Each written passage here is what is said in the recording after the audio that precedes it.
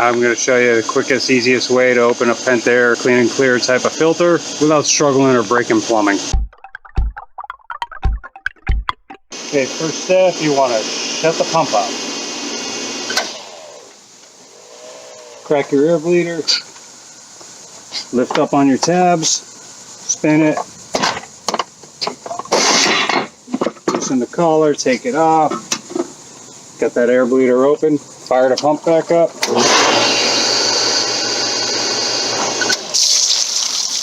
Shut the pump off. That's it. Filter's open. You didn't break any plumbing. All good. And to put it back together,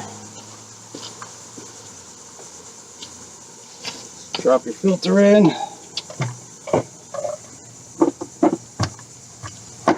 I haven't seen too many Pentairs that don't have this thing where it stays the way it's supposed to.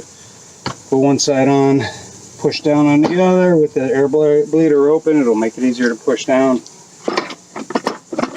Start reverse thread till you hear it click.